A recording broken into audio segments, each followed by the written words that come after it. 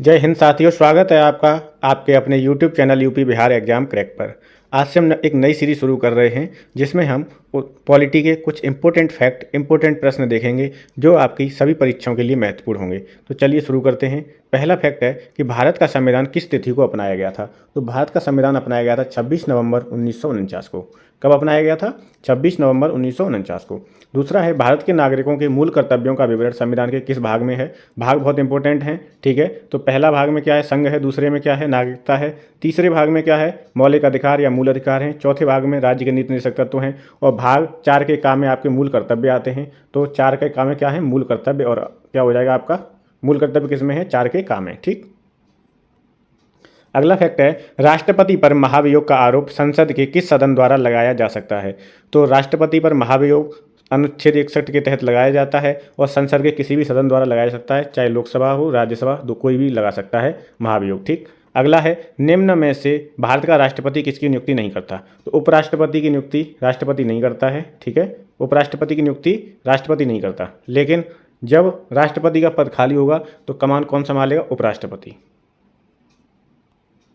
अगला फैक्ट है, भारत की संघात्मक व्यवस्था निम्नलिखित में से किस देश से संबंधित है। तो संघात्मक जो व्यवस्था है वो किससे है? कनाडा से संबंधित है। अगला है, भारतीय संविधान में कुल कितनी अनुसूचियां हैं। तो इसमें 12 अनुसूचियां हैं। जब संविधान अपना बना था तब 8 अनुसूचियां थीं, 4 अनुसूचियां बाद में जोड़ी गई हैं। अगर पूछेगा मूल संविधान में कितनी अनुसूची थी, तब आपका उत्तर होगा 8, ठीक है। वर्तमान में कितनी अनुसूची हैं? तो वर्तमान में 12 अनुसूचियां हैं। अगला है, आर्थिक नियोजन भारतीय संविधान की किस अनुसूची में सम्मिलित है। तो आर्थिक नियोजन जो विषय है वो समवर्ती सूची में जोड़ा गया है, ठीक। आपको पता ही होगा, संघ सूची, राज्य सूची और समवर्ती सूची। जिन पर संघ या केंद्र का नियंत्रण होता है वो संघ सूची के विषय होते हैं, ठीक है। जैसे विदेश मंत्रालय है, पोस्ट ऑफिस है ना। और जिन पर दोनों का नियंत्रण होता है, राज्य का और केंद्र का, वो आपके समवर्ती सूची में आते हैं। और जिस पर सिर्फ राज्य का नियंत्रण होता है, जैसे कि उत्तर प्रदेश पुलिस, है ना, किस में आएगी? राज्य का। ये राज्य का विषय है तो ये आपका आ जाएगा राज्य सूची में। अगला है, पंचायती राज विषय निम्नलिखित में से किस सूची में सम्मिलित है। तो पंचायती राज आपका राज्य सूची का विषय है। किसका है? राज्य सूची का। अगला है, राष्ट्रपति पद्धति की समस्त कार्यपालिका शक्तियां निहित होती हैं। तो राष्ट्रपति में होती हैं। सब जो कार्यपालिका शक्तियां किस में निहित होती हैं? राष्ट्रपति में। अगला है, भारत में राजनीतिक सत्ता का प्रमुख स्रोत क्या है। तो भारत में जो राजनीतिक सत्ता है उसका प्रमुख स्रोत जनता होती है। अगला है, कौन सा मूल अधिकार, कौन मूल अधिकार के अंतर्गत नहीं आता। तो संपत्ति का अधिकार जब संविधान बना था तो मूल अधिकार में था, फिर इसे बाद में हटा दिया गया। तो संपत्ति का अधिकार अब मूल अधिकार के अंतर्गत नहीं आता है। अगला है, दिनेश गोस्वामी समिति ने सिफारिश की थी कि, तो इसने क्या सिफारिश की थी? कि लोकसभा के चुनाव के सरकारी निधिहन की, लोकसभा के चुनाव के सरकारी निधिहन की सिफारिश किसने की थी? तो दिनेश गोस्वामी समिति ने। निर्वाचन आयोग है जो आपका अनुच्छेद 324 में आता है और भाग 15 में निर्वाचन आयोग, ठीक। 3 सदस्यीय आयोग किस वर्ष से बनाया गया था? तो 3 सदस्यीय आयोग बनाया था ये 1989 में। एक इसका मुख्य निर्वाचन अधिकारी होता है और 2 इसके सदस्य होते हैं। मुख्य निर्वाचन आयुक्त होता है एक और 2 निर्वाचन आयुक्त होते हैं, तो 3 सदस्य हो गए इसमें, ठीक।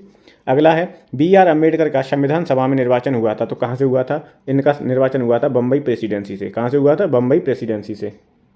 अगला है, समान कार्य के लिए समान वेतन भारत के संविधान में सुनिश्चित किया गया है। तो राज्य के नीति निर्देशक सिद्धांतों का ये अंग है, समान कार्य के लिए समान वेतन। और किस में आता है? अनुच्छेद 39D में आता है। समान कार्य के लिए समान वेतन किस में आता है? 39D में। अगला है, निम्न में से कौन सा चुनाव निर्वाचन आयोग द्वारा संपादित नहीं किया जाता। तो जो स्थानीय निकाय होते हैं इन्हें राज्य निर्वाचन आयोग कराता है। ये जो है वो चुनाव निर्वाचन आयोग नहीं कराता। कौन करवाता है इसे करवाता है आपका स्थानीय निकायों का चुनाव है राज्य निर्वाचन आयोग कराता है। अगला फैक्ट है, भारतीय राष्ट्रीय ध्वज में चक्र किसका प्रतीक होता है। तो चक्र जो है आपके वो न्याय का प्रतीक है और एक चक्र में कितनी तीलियां होती? 24 तीलियां होती। कितनी? 24। अगला है, संविधान के प्रथम अनुच्छेद के अनुसार भारत है। तो भारत क्या है? राज्यों का यूनियन है। किसका है? यूनियन ऑफ स्टेट, राज्यों का यूनियन है। अगला है, आंध्र प्रदेश एक भाषाई राज्य के रूप में कब गठित किया गया था। तो 1953 में किया गया था। कब? 1953 में। अगला है, संविधान के निम्न अनुच्छेदों में से किस एक के द्वारा अस्पृश्यता का अंत किया गया।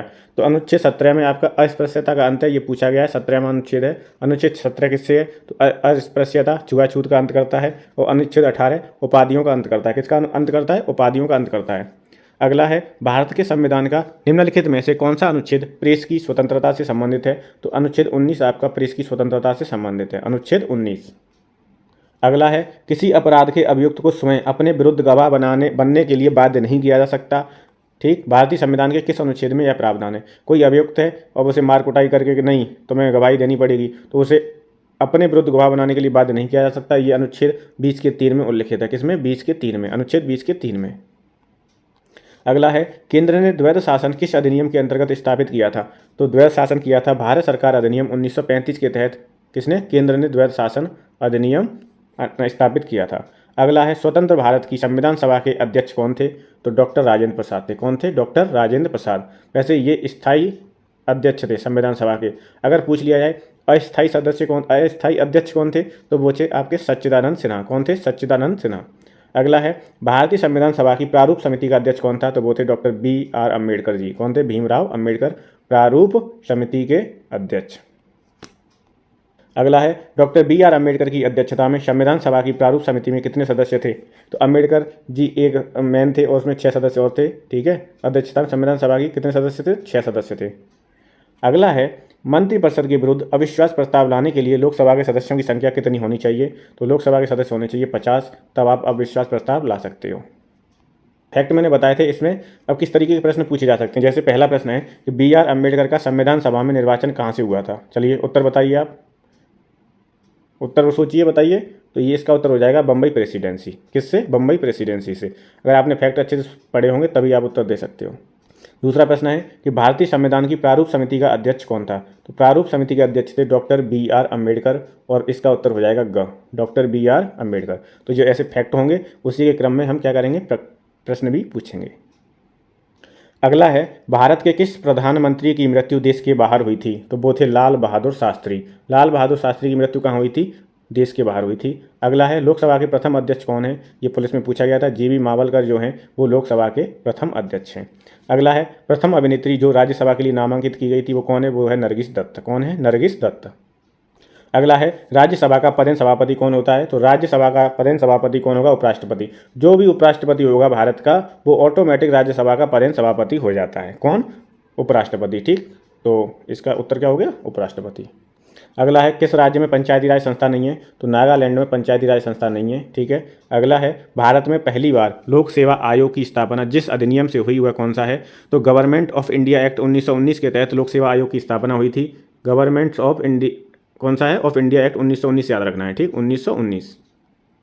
अगला है, संविधान के किस अनुच्छेद के अंतर्गत लोक सेवा आयोग के सदस्य को हटाया जा सकता है? तो लोक सेवा आयोग जो है उसके सदस्य को अनुच्छेद 317 के तहत हटाया जा सकता है। ठीक है। लोक सेवा आयोग 315 जो अनुच्छेद है वो लोक सेवा आयोग से संबंधित है। योजना आयोग का अध्यक्ष कौन होता है? नीति आयोग का प्रश्न पूछे या योजना आयोग का, तो इनके जो अध्यक्ष होते हैं वो पदेन प्रधानमंत्री, जो भी प्रधानमंत्री होगा वो इनका क्या होगा? अध्यक्ष होगा। भारत में वित्तीय आपातकाल की घोषणा आज तक कितनी बार की गई है? तो कभी नहीं की गई। और ये जो वित्तीय आपातकाल है वो किस अनुच्छेद के तहत है? 360 के तहत। 3 अनुच्छेद बहुत ही महत्वपूर्ण है, आपको याद रखने चाहिए मेरे हिसाब से। 352 जिसमें राष्ट्रीय आपातकाल है, ये प्रश्न पूछा गया था। 356 जिसमें राष्ट्रपति शासन है, और 360 वित्तीय आपातकाल। अगला प्रश्न है कि संविधान के किस प्रावधान में कहा गया है कि विधि के प्राधिकार के बिना न तो कोई कर लगाया जा सकता और न ही एकत्रित किया जा सकता है? तो ये अनुच्छेद 265 में कहा गया है। ठीक है, न तो कोई कर लगाया जाएगा न ही एकत्रित किया जाएगा। अगला है, क्षेत्रीय परिषदों का सृजन हुआ है किससे? तो क्षेत्रीय परिषदों का जो सृजन हुआ है वो संसदीय कानूनों द्वारा बनाई गई हैं क्षेत्रीय परिषदें। अगला है, केंद्र राज्य संबंध किस अनुसूची में है? तो केंद्र राज्यों का जो संबंध है वो 7वीं अनुसूची में है। ठीक। अगला है, निम्न में से कौन से राज्य के उच्च न्यायालय का मुख्य क्षेत्राधिकार नहीं है? तो उच्च न्यायालय का मुख्य क्षेत्राधिकार क्या नहीं है? परामर्श संबंधी क्षेत्राधिकार नहीं आते हैं किसके अंदर? उच्च न्यायालय के मुख्य क्षेत्राधिकार के अंदर। अगला है कि बर्मा है वो गवर्नमेंट ऑफ इंडिया एक्ट 1935 के फलस्वरूप भारत से अलग हुआ था। तो प्रश्न ये पूछा जाएगा कि जो बर्मा अलग हुआ था भारत से वो किस एक्ट के तहत? तो आपको याद रखना है कि 1935 के एक्ट के तहत अलग हुआ था बर्मा। अगला है, भारतीय विधान परिषद को बजट पर बहस करने की शक्ति किस अधिनियम के तहत प्राप्त है? तो जो विधान परिषद है उसके बजट पर बहस करने की शक्ति प्राप्त है भारतीय परिषद अधिनियम 1892 के तहत। किसके? 1892 के तहत। अगला है, 1935 के अधिनियम द्वारा स्थापित संघ में अवशेष शक्तियाँ दी गई हैं। तो जो अवशेष शक्तियाँ वो किसके पास रखी गई थी? तो गवर्नर जनरल को दी गई थी, और ये आपका हो गया गवर्नर जनरल।